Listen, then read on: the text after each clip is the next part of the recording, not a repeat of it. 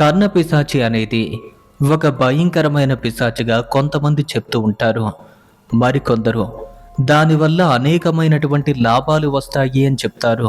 మరి అలాంటి పిశాచి మనకు ఎలా లభిస్తుంది?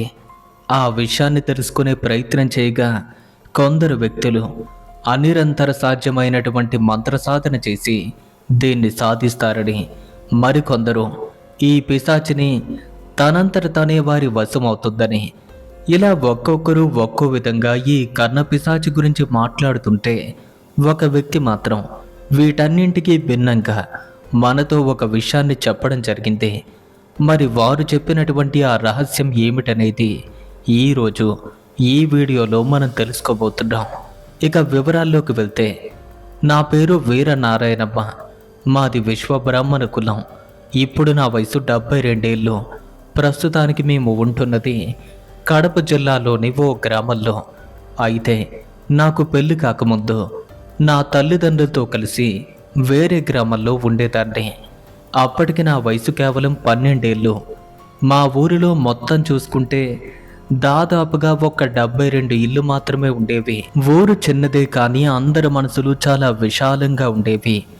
ఊరి ప్రజలంతా కలిసికట్టుగా ఉండటం మాత్రమే కాదు, ఒకరి కష్టం వారి కష్టంగా భావించి ఎదుటి వాళ్ళకి సహాయంగా నిలిచేవారు. ఇక అలాంటి మా ఊరిలో కేశవ శాస్త్రి అనే ఒక బ్రాహ్మణుడు నివసిస్తూ ఉండేవారు.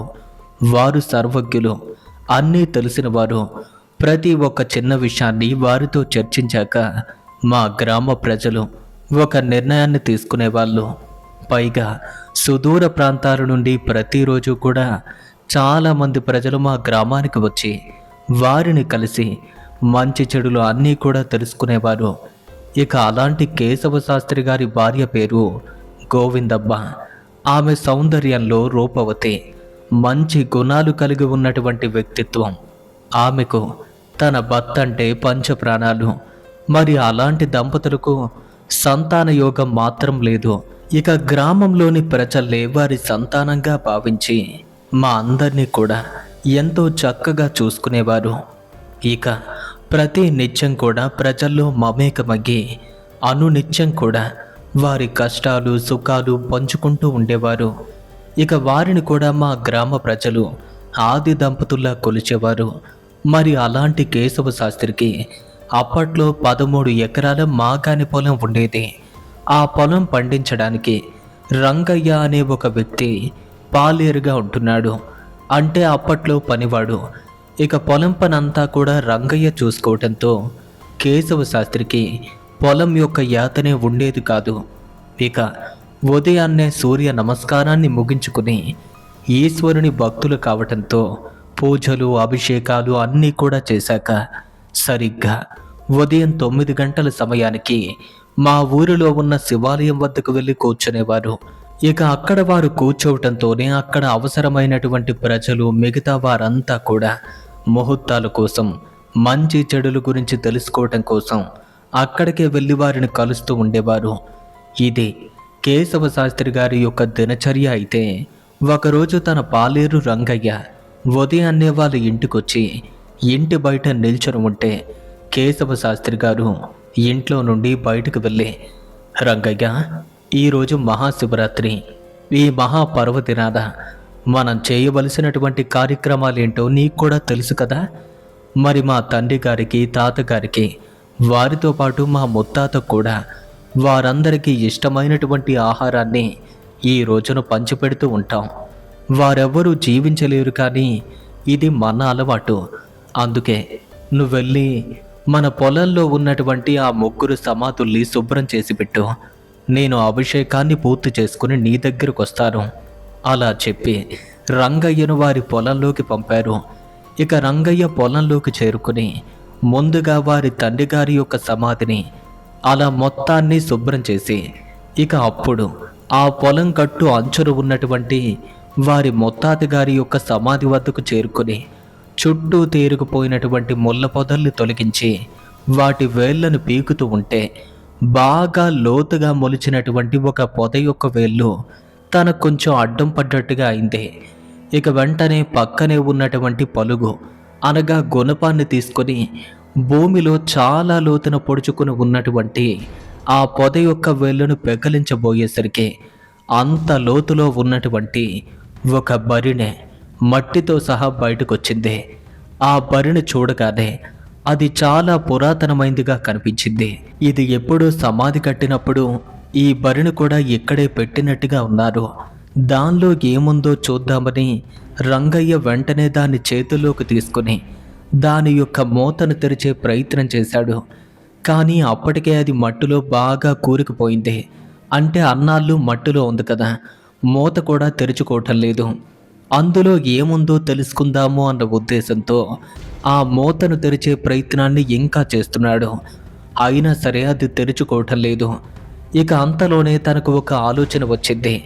ఆ బరిని క్రింద పెట్టి గడ్డపారతో మూతను తెరిచే ప్రయత్నం చేసేసరికి ఇక అంతవరకు కదలకుండా పడి ఉన్నటువంటి ఆ బరిన ఒక్కసారిగా పక్కకు దొర్లుకుంటూ వెళ్ళిపోయింది. దాన్ని చూసినటువంటి రంగయ్యకు ఆశ్చర్యం కలిగింది. మట్టిలో పడి ఉన్న ఈ బరిన గడ్డపారను ఎత్తి పొడిచేలోపు అలా పక్కకు వెళ్ళిపోవటమేంటి? ఇందులో ఏముందని మళ్ళీ గడ్డపారతో మూతను తెరిచే ప్రయత్నం చేశాడు. ఇక అప్పుడు కూడా దానంతటా అదే పక్కకు వెళ్ళిపోయింది.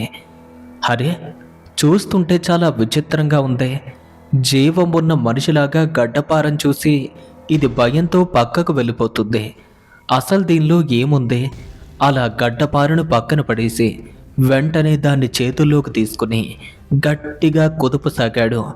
అలా బరిన ఊపుతూ ఉంటే అందులో ఏదో ఉన్నట్టు లోపల నుండి గుసగుసలాడుతున్నట్టుగా గాలి కూడా ఓ రకంగా ప్రసరించింది. ఇంకా రంగయ్య వెంటనే దాన్ని చెవి దగ్గర పెట్టి ఇందులో ఏముందా అని చూస్తున్నాడు. నీవెవరివో నాకు తెలియదు, కానీ నన్ను బంధ విముక్తురాలు చెయ్యు, నిన్ను వెంటనే ధనవంతునిగా మారుస్తాను అని ఒక స్త్రీ గొంతు దాని లోపల నుండి వస్తుంది.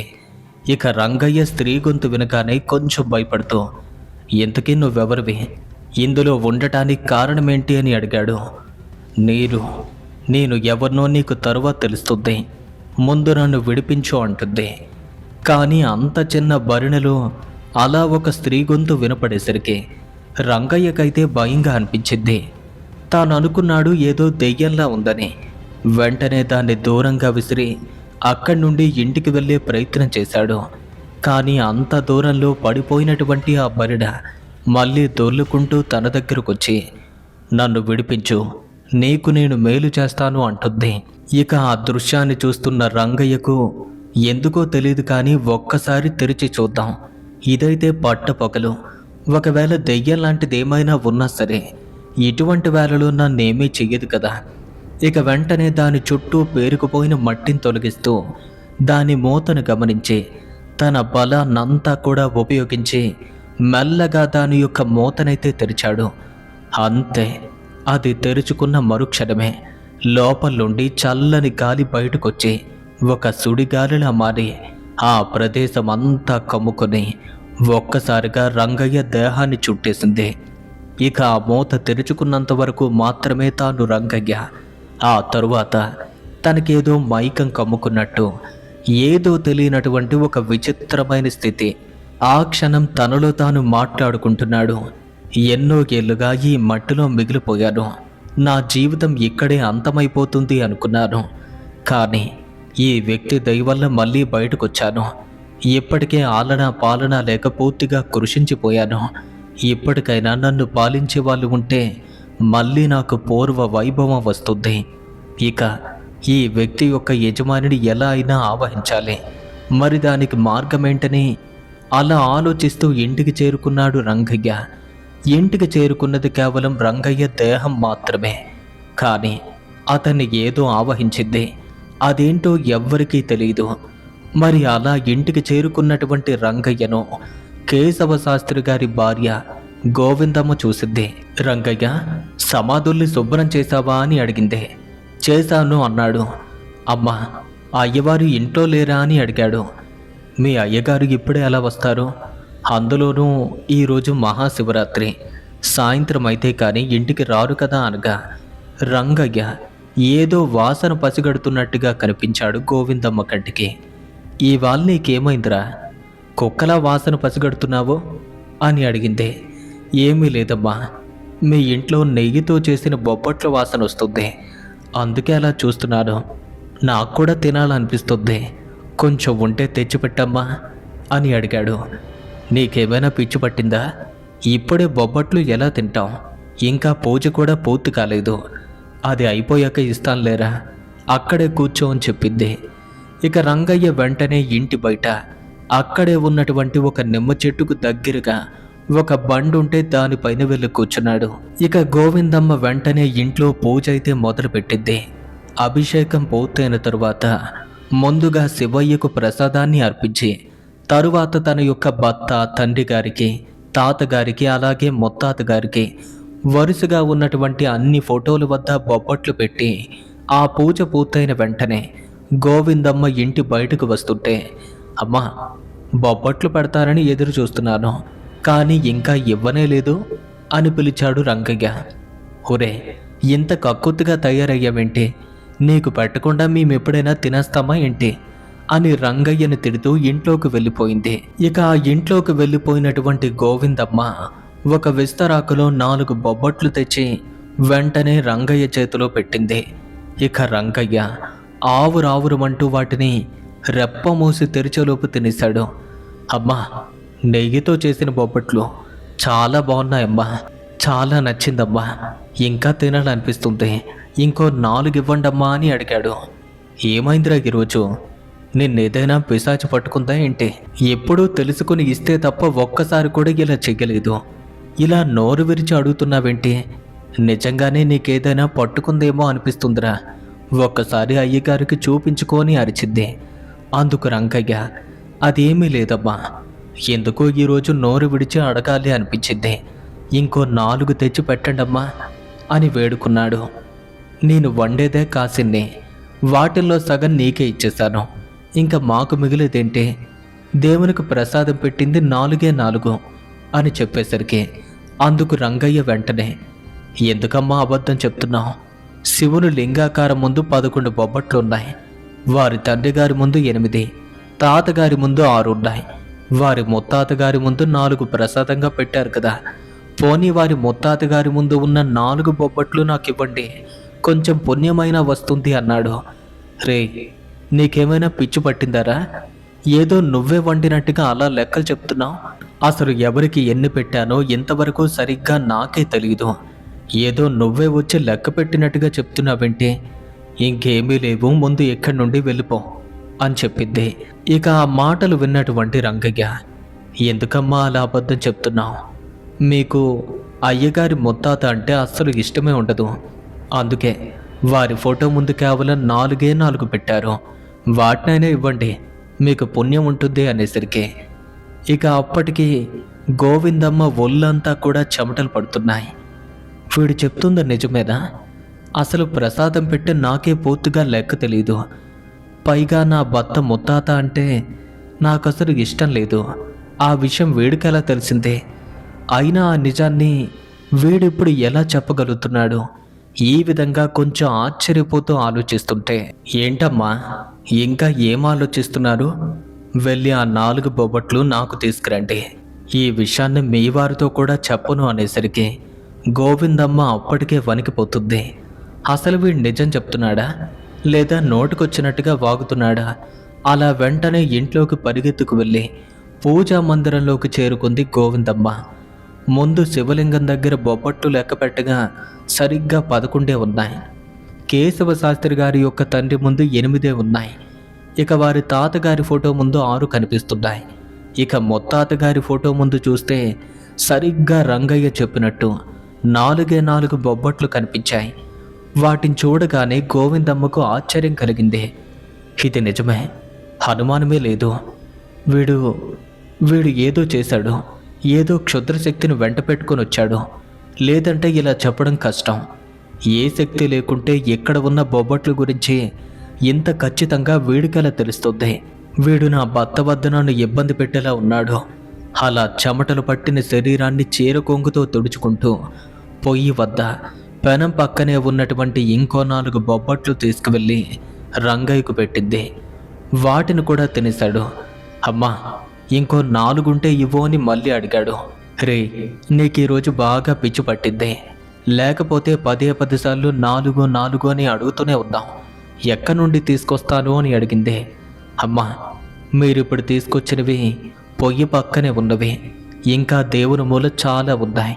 ఇంకో 4 తెచ్చివ్వండమ్మా. మీ గుట్టు ఎవరికీ చెప్పలేండి అని మాట్లాడేసరికి, నా గుట్ట అదేంటి అని అడిగిందే. అదేనమ్మా, అయ్యగారి మొత్తాతంటే మీకు ఇష్టం లేదు కదా. ఆ విషయాన్ని అయ్యవారికి చెప్పను, సరేనా? వెళ్ళి ఆ 4 కూడా తీసుకురండి అని చెప్పాడు. రంగయ్య ఆ మాట మాట్లాడేసరికి గోవిందమ్మలో మరింత భయం పెరిగింది. వీడొచ్చింది పొలం నుండి, కనీసం మా ఇంట్లోకి తొంగి కూడా చూడలేదు.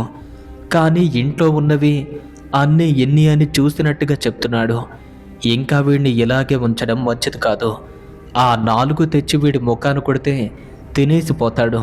ఆ తరువాత అంతా చూసుకుందాము అని ఇక వెంటనే కేశవ శాస్త్రి వాళ్ళ యొక్క ముత్తాత ఫోటో ముందు ఉన్న ఆ బొబ్బట్లను 10 సార్లు చూసుకుంటూ ఇక వెంటనే ఆ 4 తీసుకుని బయట ఉన్నటువంటి రంగయ్య చేతిలో పెట్టింది. ఇప్పుడు మీరు నాకు నచ్చారమ్మా. నిజంగా మీరు నా బంగారం తల్లి. ఇవేవో ముందే ఇచ్చి ఉంటే ఈ పాటికే తినేసి వెళ్ళిపోయేవాడిని కదా. మా అయ్యగారి ప్రసాదం ఇది.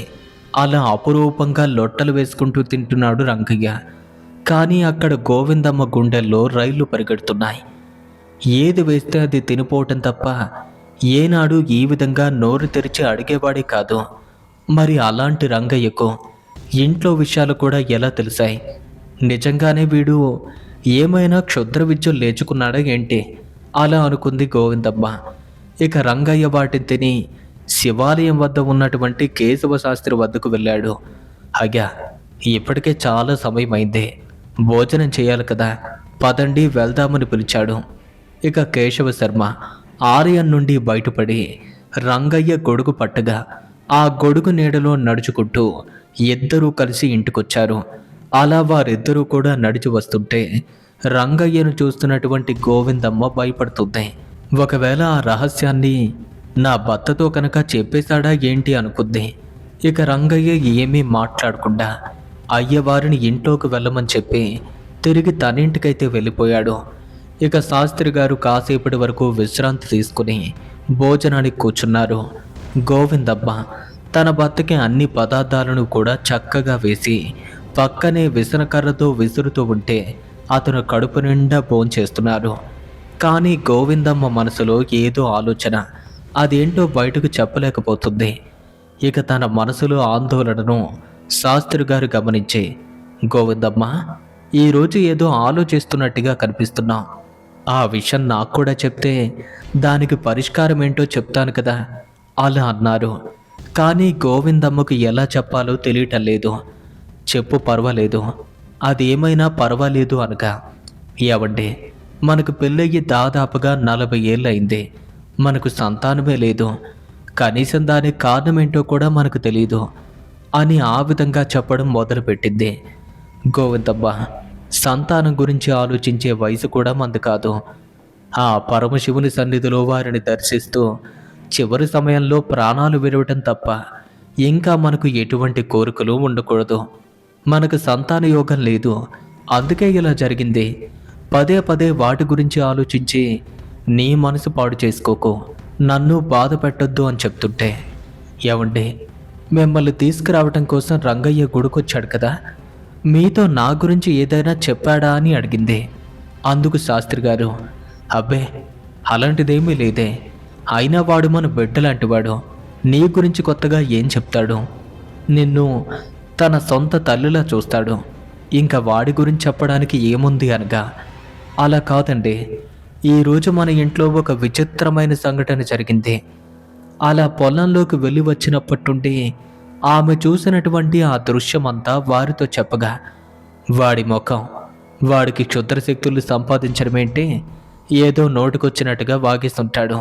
అంతకుమించి వాడికి బొత్తిగా ఏమీ తెలియదే, ఒత్తి అమాయకుడు అని శాస్త్రి గారు చెప్పగా, లేదండి, ఈరోజు నాకెందుకో వాడు కొంచెం కొత్తగా కనిపించాడు. వాడి చేతులతో ప్రసాదం వాడే పెట్టినట్టుగా ఉన్నది ఉన్నట్టుగా లెక్క చెప్పాడు. నాకెందుకో వాడిపైన అనుమానంగా ఉంది. వాడేదో నేర్చుకున్నాడు అని నా మనసు చాలా బలంగా చెప్తుంది. అదేంటో స్వయంగా మీరే తెలుసుకోండి అనేసరికి, గోవిందమ్మ, నీకు నిజంగానే పిచ్చి పట్టినట్టుగా ఉంది. నాకు తెలియనటువంటి శాస్త్రాలు ఏవీ లేవు. ఎలాంటి పరిష్కారమైనా అవలీలగా తీర్చే సామర్థ్యం నాలో ఉంది. ఆ విషయం నీకు కూడా తెలుసు కదా. నేను పెట్టినటువంటి ముహూర్తానికి ఈనాటి వరకు ఎప్పుడూ తిరుగులేదు. అయినా ఇంతకంటే మనకేం కావాలి? వాడేదో నేర్చుకున్నాడు అంటున్నాం, వాడేదో లెక్క చెప్తున్నాడు అంటున్నాం. అసలు వాడికి అంత శక్తి లేనే లేదు. ఎన్నో ఏళ్ళుగా వాడిని చూసి మరీ చెప్తున్నాను, నా మాట నమ్ము అన్నారు. అయినా ఇక్కడ ప్రజలు మనల్ని ఆది దంపతుల్లా కొలుస్తూ ఉంటారే. ఒకవేళ ఏవైనా విద్యలు సంపాదిస్తే మాత్రం వాటి వల్ల మనకు ప్రమాదమే తప్ప మనకు సుఖమేముంటుంది అని చెప్పారు. ఏమోనండి, వాడు మాట్లాడే విధానం చూస్తుంటే ఏదో విద్య నేర్చుకున్నాడు అనిపిస్తుంది. లేదంటే అంత ఖచ్చితంగా లెక్క ఎలా చెప్పగలడు? దయచేసి నా మాటను అర్థం చేసుకోండి. ఒకసారి వాడిని కలిసి మీరు మాట్లాడండి. అది మీ వల్ల జరిగితే మనకు అనుకూలంగా కూడా ఉంటుంది కదా. వాడు కూడా మనకు ఉపయోగపడతాడు. ఇలా 10 సార్లు చెప్పగా చివరికి వారి భార్య మాట కొట్టడం ఇష్టం లేక, వారికి ఇష్టం లేకపోయినప్పటికీ తన భార్య కోసం రంగయ్య ఇంటికైతే వెళ్ళారు. వారి ఇంటికి వెళ్ళటంతోనే రంగయ్య బయటకొచ్చి, అయ్యా, స్వయంగా మీరే మా ఇంటికి వచ్చారు. కబురు పంపితే నేనే వచ్చేవాడిని కదా అనగా, అదేం లేదురా, ఈరోజు శివరాత్రి కదా. ఈ రాత్రి మా తాత తండ్రులకు ప్రసాదాన్ని ఏర్పాటు చేయాలి. ఈరోజు నువ్వు శుభ్రం చేసావో లేదో నాకైతే నమ్మకం లేదు. ఒక్కసారి అలా వెళ్ళి చూసొద్దాం అని చెప్పడంతో రంగయ్య వెంటనే శాస్త్రి గారి వెంట నడిచాడు. అలా ఇద్దరూ వెళ్తుంటే రంగయ్య తనలో తాను ఏదేదో వాగుతున్నాడు. ఇక రంగయ్య మాటలు శాస్త్రి గారికైతే స్పష్టంగా వినిపిస్తున్నాయి. ఎప్పుడూ లేనిది ఈరోజు ఇలా మాట్లాడుతున్నాడేంటి? ఒకవేళ నా భార్య చెప్పింది నిజమేనా? అలా మనసులో అనుకున్నారు. కానీ రంగయ్య మాటలు మాత్రం తనకు వినపడినట్టుగా నటిస్తూ అలా ముందుకు వెళ్తుంటే రంగయ్య మాత్రం ఇంతలో తనలో తాను మరింత గట్టిగా మాట్లాడుకుంటున్నాడు. ఇక సరిగ్గా పొలం దగ్గరకు వెళ్ళేసరికి శాస్త్రి గారికి పూర్తిగా అర్థమైంది, వారి భార్య చెప్పినటువంటి విషయం నిజమని. ఇక అంత దూరం నుండి 3 సమాధులు చూసి, బాగుంది రంగయ్య, ఈరోజు చాలా బాగా శుభ్రం చేశావు. సరే, కానీ మీ అమ్మగారి దగ్గర ఏదో గారడీ చేశావంట, ఏంటది? అందుకు రంగయ్య తనలో తాను నవ్వుకుంటూ, అయ్యా, అదేం గారడీ కాదు, బొబ్బట్లు ఇస్తారని ఏదో నా నోటుకొచ్చినట్టుగా మాట్లాడేశాను. అదేం గారడీ కాదయ్యా అని చెప్తున్నాడు. కానీ శాస్త్రి గారు మాత్రం, నాతో కూడా చెప్పొచ్చు కదరా అని అడుగుతున్నారు. వారు 10 సార్లు రంగయ్యను ఆ విధంగా అడుగుతూ ఉంటే సరిగ్గా అలాంటి సమయం కోసమే ఎదురు చూస్తున్నటువంటి రంగయ్యలో ఉన్న శక్తి ఇప్పుడు నా దారికి కేశవ శాస్త్రి వచ్చారు అని గ్రహించింది. అలాంటిది ఏమీ లేదని బయటకు చెప్తూ మనసులో మాత్రం తెగ ఆనందపడిపోతుంది. ఇక శాస్త్రి గారు మాత్రం రంగయ్యను విపరీతంగా పొగుడుతూ మాట్లాడుతుంటే, అయినా సరే అలాంటిది ఏమీ లేదు, నేనేదో సరదాగా మాట్లాడాను అని చెప్తున్నాడు రంగయ్య. అది సరదా కోసం మాట్లాడే మాట కాదురా, నన్ను అర్థం చేసుకో. ఆ విషయం నువ్వు ఎలా చెప్పగలిగావు? దాని యొక్క రహస్యం ఏంటో నాకు కూడా చెప్పు అనగా, అయ్యా, అది అని ముందుగా ఏదో చెప్పబోయాడు. కానీ మళ్ళీ మాట తరబడుతుంటే, చెప్పరా రంగయ్య, పర్వాలేదు, అది నీకు ఎలా వీలైంది? ఏం లేదయ్యా, మీరు ఈ సమాధుల్ని శుభ్రం చేయమని ఉదయాన్నే పంపారు కదా, నేను ఇక్కడికి వచ్చాను వాటిని శుభ్రం చేస్తుంటే ఈరోజు శివరాత్రి కదా, కాటి కాపర్లంతా కూడా భిక్షాటనకు వస్తారు. అందులో ఓ కాటి కాపరి అతను ఊరంతా కూడా భిక్షాటన చేసి తిరిగి ఇంటికి వెళ్తుంటే సమాధుల్ని శుభ్రం చేస్తున్నటువంటి నన్ను చూసి తన దగ్గరకు రమ్మని చెప్పాడు. వాళ్ళు నిజానికి కాటి కాపర్లే అని మనమంతా కూడా వారిని గౌరవించాలి అని చెప్తూ ఉంటారు కదా, అందుకే అతను పిలవటంతోనే తన దగ్గరకు వెళ్ళారు. నా ముఖాన్ని చూసి, పాపం చాలా అమాయకంగా ఉన్నావని నీకు ఓ మంత్రం నేర్పుతాను, ఆ మంత్రాన్ని 3 సార్లు చెప్తే నీకు ఒక దివ్య శక్తి లభిస్తుందని, ఆ శక్తి వల్ల భూత భవిష్యత్ వర్తమానాల గురించి చెప్పగలుగుతావు అన్నాడు. ఎందుకో నాలో అలాంటి ఆలోచన ఎప్పుడూ లేనప్పటికీ అతను అలా చెప్పడంతో ఆసక్తిగా దాన్ని నేర్చుకోవాలి అనిపించింది. అందుకే ఆ మంత్రాన్ని ఉపదేశించమని చెప్పడంతో ఆ కాటి కాపరి నా చెవిలో చెప్పిన మంత్రాన్ని 3 సార్లు చెప్పినట్టుగా చెప్పారు. అలా చెప్పేసరికి నిజమా అని మనసులో ఆలోచిస్తున్నారు శాస్త్రి గారు. ఇది మామూలు విద్య అయితే కాదు, కర్ణపిశాచి విద్య అంటారు. ఇలాంటి విద్యను పొందడానికి ఎన్నో ఏళ్ళు, ఎన్నో కఠినమైనటువంటి సాధనాలు చేయాలి. ఒక్కొక్క సమయంలో ఈ విద్యను అభ్యసించే వేళ కొంతమందికి ప్రాణం పోయే అవకాశం కూడా ఉంటుంది. అలాంటిది కేవలం 3 సార్లు ఆ మంత్రాన్ని ఉపదేశిస్తే వీడి కర్ణపిశాచి వచ్చిందా? ఆనాడు సర్వసిద్ధుల్ని పొంది ప్రజలందరికీ మేలు చేకూర్చే ఆలోచనతో ఆ కాలంలో మా ముత్తాత గారు ఈ విద్యను ఎన్నో ఏళ్ళు అభ్యసించి కర్ణపిశాచిని వారి సొంతం చేసుకున్నారట. ఈ విషయం మా తాతగారు నాన్నగారితో చెప్పారు. ఇక నాన్నగారు నాతో చెప్పారు. మరి అలాంటి ఒక విద్య ఇంత తక్కువ సమయంలో వీడికి ఎలా వచ్చింది?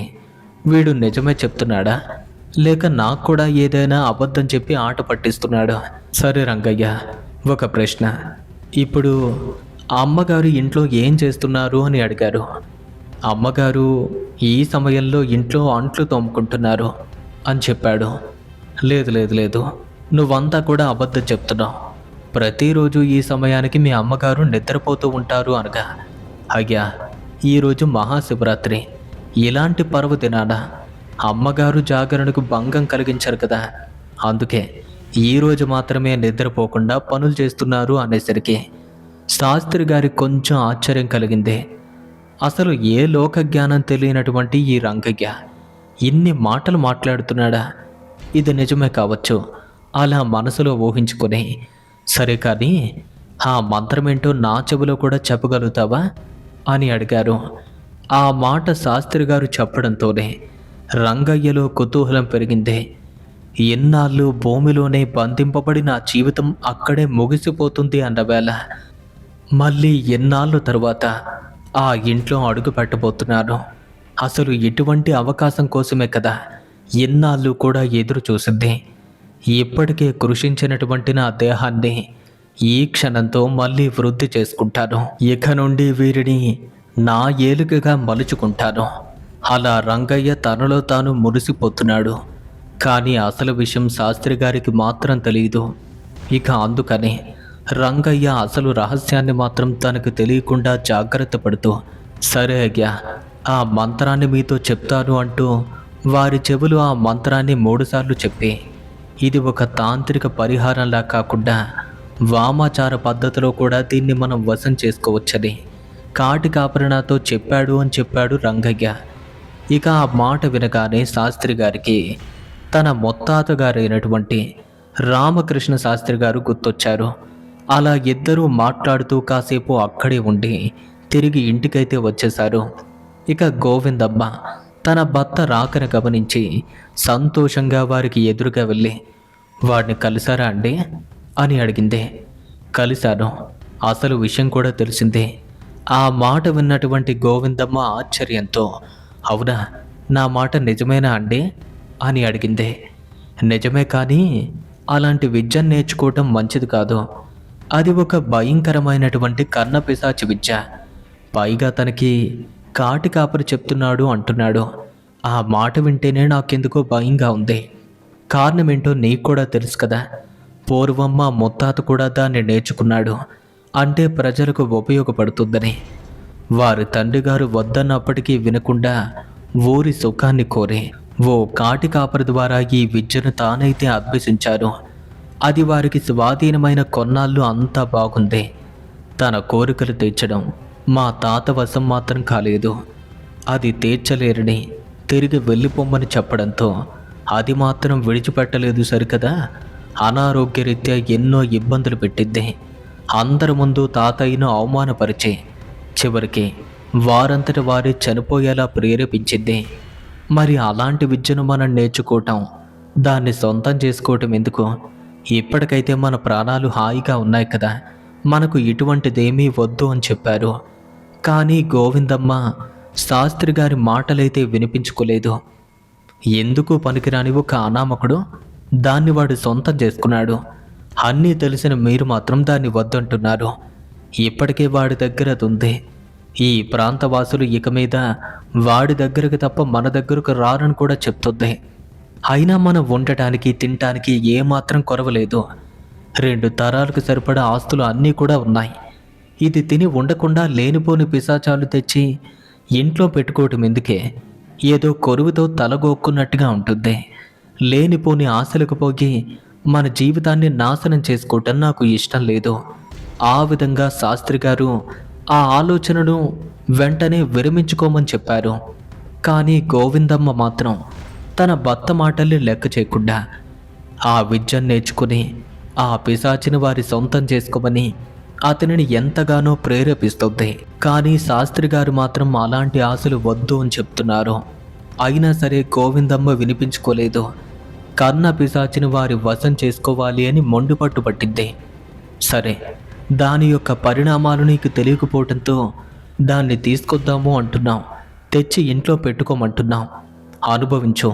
ఇక నేను చేసేది కూడా ఏమీ లేదు. వాడు చెప్పినట్టుగా ఈరోజు రాత్రికే వామాచార పద్ధతిలో ఆ కన్న పిశాచిని నా వశం చేసుకోబోతున్నాను. పూజకు అన్నీ కూడా సిద్ధం చేసి పెట్టు. మేము పొలంలోకి వెళ్ళి వస్తామని అప్పటికే పలహారాలు గోవిందమ్మ సిద్ధం చేయటంతో సాయంకాలం వేళ రంగయ్యతో కలిసి కేశవ శాస్త్రి వాటిని తీసుకుని పొలంలో అడుగుపెట్టారు. అది సరిగ్గా రాత్రి 7 గంటల వేళ. సమాధులన్నీ కూడా నీళ్లతో కడిగి పూలమాలలతో అలంకరింపబడ్డాయి. శుభ్రంగా అలంకరించిన తరువాత దీపాలు మరియు అగరబత్తులు వెలిగించి ఎవరికి ఇష్టమైన ఆహారాన్ని వారి వారి సమాధుల వద్ద పెట్టారు. ఇక ఆ తరువాత శాస్త్రి గారు ఆ 3 సమాధుల్ని వేరువేరుగా పూజించి ఆ తరువాత ఇరువురు కలిసి ఊరిలోకి వచ్చేశారు. రంగయ్య, నువ్వింక వెళ్ళు. ఈ రాత్రి మా ఇంట్లో పూజ చేసుకోవాలి. తెల్లవాళ్ళు కూడా జాగరణ ఉండాలి. ఉదయాన్నే వెళ్ళి నీ పని నువ్వు చేసుకో అని చెప్పారు. ఇక రంగయ్య అలాగే తన ఇంటికైతే వెళ్ళిపోయాడు. ఆ రాత్రి శివరాత్రి కావడంతో ఊరంతా కూడా శివనామస్మరణతో మారుమ్రోగుతుంది. ఇక అంత భక్తి శ్రద్ధలతో శివరాత్రి మహాపర్వదినాన్ని జరుపుకుంటున్న వేళ కేశవ శాస్త్రి మరియు గోవిందమ్మలు వారి ఇంట్లో వామాచార పద్ధతిలో పూజను మొదలుపెట్టి అర్ధరాత్రి కోసం వారు ఎదురు చూస్తున్నారు. ఇక ఊరంతా కూడా వేడుకల్లో మునిగిపోయింది. శాస్త్రి గారి ఇంటి వైపు ఒక్క మనిషి కూడా లేడు. గోవిందమ్మ ఆనందానికి హద్దే లేదు. మరి కాసేపట్లో కన్నపిశాచి మా వారి వశం కాబోతుంది. అలా ఆ సమయం కోసం ఉవ్విళ్ళూరుతుంది. ఇక అప్పటికే అర్ధరాత్రి ఆసన్నం కాబోతున్న వేళ శాస్త్రి గారు పూజను మొదలుపెట్టారు. ధూప దీప నైవేద్యాలు సిద్ధమయ్యాయి. పూజ కొనసాగుతుంది. సరిగ్గా అర్ధరాత్రి సమయం. ఆ ప్రదేశం అంతా కూడా నిశ్శబ్దంగా ఉంది. ఇక శాస్త్రి గారి మిద్దె ఇంట్లో కర్ణపిశాచిని వశం చేసుకునే వామాచార పద్ధతి మొదలైంది. రంగయ్య తన చెవిలో చెప్పిన మంత్రాన్ని అతను చదవటం మొదలుపెట్టారు. 1వసారి జపించారు, 2వసారి కూడా జపించారు. ఇక ఆఖరుగా ముచ్చటగా 3వసారి మంత్రాన్ని జపించి దాన్ని ఆహ్వానించే క్రమంలో ఏకాంతమైన ప్రదేశంలో ఉన్నటువంటి శాస్త్రి గారి ఇంటి ముందు నుండి ఎవరో ఒక స్త్రీ శాస్త్రి గారిని పిలిచినట్టుగా పెద్ద అరుపు వినపడింది. అది వినపడగానే కేశవ శాస్త్రి పక్కనే ఉన్న గోవిందమ్మ వారి అలవాటు ప్రకారమే ఎవరో తన కోసం వచ్చారు అనుకుని ఎప్పుడూ చెప్పే క్రమంలో, ఎవరక్కడ? శాస్త్రి గారు పూజలో ఉన్నారు. పూజ పూర్తయితే కానీ రావటం కుదరదు. ఇలా వచ్చి తూర్పు దిక్కున ఉన్నటువంటి గదిలో కూర్చోండి అంది. కానీ ఆ పిలుపు మరొక్కసారి వినపడింది. శాస్త్రి గారు ఒక్కసారి బయటకు వస్తారా అని వినిపిస్తుంది. అపరాత్రి అర్ధరాత్రి అనకుండా ఎవరో ఒకరు తన కోసం వస్తూనే ఉంటారు. అదే కారణంతో ఎవరు వచ్చారు అని శాస్త్రి గారి భార్య ఆమెను వచ్చి తూర్పు గదిలో కూర్చోమంటున్నారు. కానీ తాను మళ్ళీ 3వసారి కూడా అలానే పిలిచింది. శాస్త్రి గారు, నేను వచ్చింది మీకోసమే, ఒక్కసారి బయటికి రండి అని మళ్ళీ పిలిచింది. ఈ 3 పిలుపులు విన్నటువంటి శాస్త్రి గారు ఒక్కసారిగా కళ్ళు తెరిచే, కర్ణపిశాచి వస్తుంది అనుకుంటే ఎవరో వచ్చి నన్ను రమ్మంటున్నారు. పోనీ వాళ్ళను విడిచిపెట్టి నిష్ఠతో మళ్ళీ పిలుద్దాము అంటే నా మనసు కూడా శాంతించదు. ముందు వాళ్ళెవరో తెలుసుకొని వాళ్ళ అవసరాన్ని తీర్చి వస్తారు. నువ్వెక్కడే కూర్చో అని చెప్పి వెంటనే శాస్త్రి గారు అక్కడి నుండి లేచి ఇంటి గడపలోకి చేరుకుంటూ, ఎవరు మీరు, ఇంత రాత్రి వేళ వచ్చారేంటి అని అడిగారు. శాస్త్రి గారు అలా మాట్లాడడంతోనే, భలే వారండి మీరు, మీరే నన్ను పిలిచారు కదా, అందుకోసమే మీకోసం వచ్చేసాను. కానీ ఇంట్లో మాత్రం అడుగు పెట్టలేకపోతున్నాను. ఇలా అయితే లోపలికి రావటం కుదరదు సుమా. ముందు ఇంట్లో ఉన్న దేవుని పూజా సామాగ్రితో పాటు శివలింగం, అలాగే ధూపదీపాలు, మిగిలినటువంటి దేవుని యొక్క చిత్రపటాలన్నీ కూడా వెంటనే ఇంటి నుండి బయటపడేయండి. అలా తాను మాట్లాడుతుంటే, అసలెవరీమే, ఈమె మాటలు ఇంత వెటకారంగా ఉన్నాయంటే, నాతో ఇంత వెటకారంగా మాట్లాడేవాళ్ళు ఈ ఊళ్ళో ఒక్కరు కూడా లేరు. కొంచెం కోపించినటువంటి అతను గడప దాటి ఇంటి బయట అడుగు పెట్టేసరికి ఇక అప్పుడే శాస్త్రి గారికి అక్కడ ఒక భయంకరమైనటువంటి పిశాచ రూపం ఎదురుపడింది. అది చూడటానికి ఒక స్త్రీలా ఉన్నప్పటికీ ఆ వికారమైన రూపాన్ని చూస్తున్న శాస్త్రి గారికి ఒక్క క్షణం పాటు గుండె ఆగినట్టయింది.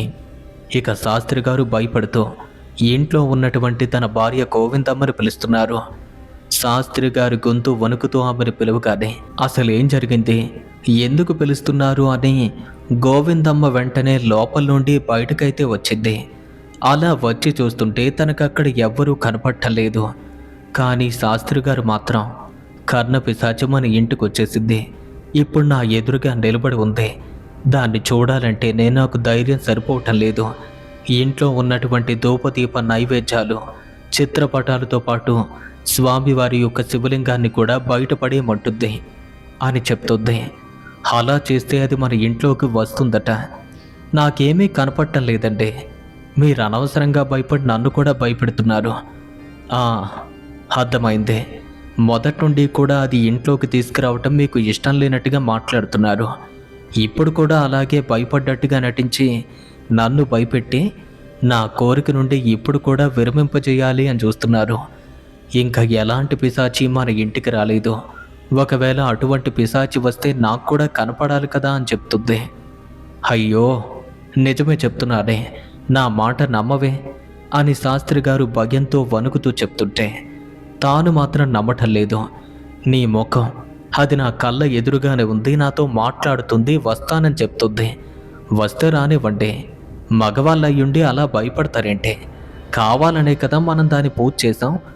ఉపదేశించిన మంత్రంతో 3 సార్లు పిలిచారు, వచ్చింది. మరి దాన్ని ఆహ్వానించకుండా ఇలా భయపడుతున్నారేంటి అని గోవిందమ్మ మాట్లాడుతుంటే, అది అలాగే ఇంట్లోకి రాను అని చెప్తుంది. ఇంట్లో ఉన్నటువంటి దేవుని పటాలతో పాటు పూజా సామాన్లు మొత్తం కూడా బయటపడేయమంటుంది అంటుంటే, అది ఉంటే దానికేంటట అడ్డు, అవి అలాగే ఉంటాయి, ఇటువైపు ఎవ్వరూ రాకముందే లోపలికి తీసుకురండి అని చెప్తుంది. అది ఎంత భయంకరంగా ఉంటుందో ఇప్పుడే నాకు అర్థమవుతుంది. నువ్వేమనుకున్నా పర్వాలేదు, ఇల్లు విడిచిపెట్టి వెళ్ళిపోయినా పర్వాలేదు, దాన్ని మాత్రం నా ఇంట్లో పెట్టుకోను అని కేశవ శాస్త్రి గారు తన భార్య గోవిందమ్మతో గొడవ పడుతున్న సందర్భంగా ఇక్కడతో ఈ భాగం ముగిసిద్ది. తరువాత భాగంలో ఆ పిశాచి శాస్త్రి గారి వశమవుతుందా, లేదా మరి రంగయ్య సమాధిని శుభ్రం చేస్తున్న వేళ సమాధి నుండి బయటపడినటువంటి ఆ పరిణలో అసలు ఏముండుంటుంది? ఇలాంటి అద్భుతమైనటువంటి సన్నివేశాలతో 2వ భాగం మరింత ఉత్కంఠభరితంగా ఉండబోతుంది. ఫ్రెండ్స్, విన్నారు కదా, ఈ సంఘటన విన్నాక మీకు ఏమనిపించింది? మీ యొక్క అభిప్రాయాన్ని కామెంట్స్ రూపంలో మాకు తెలియచేయండి. అలాగే 2వ భాగం వరకు వేచి చూస్తే ఈ కథ మీకు ఇంకా నచ్చుతుంది. మరి ఆ సెకండ్ పార్ట్ని మీరు మిస్ అవ్వకుండా ఉండాలి అనుకుంటే వెంటనే మన ఛానల్ను సబ్స్క్రైబ్ చేసుకోండి. మరి ఇలాంటి ఒక అద్భుతమైన కథను మీ ముందుకు తీసుకొచ్చాం కదా, మరి మమ్మల్ని ప్రోత్సహించడానికి ఈ వీడియోని లైక్ చేయండి. మీ జీవితంలో జరిగిన సంఘటనలు ఏవైనా ఉంటే వాటిని మా అందరితోనూ షేర్ చేసుకోవాలి అనుకుంటే కనుక మన యొక్క ఇన్స్టాగ్రామ్కి డైరెక్ట్గా మెసేజ్ చేయండి.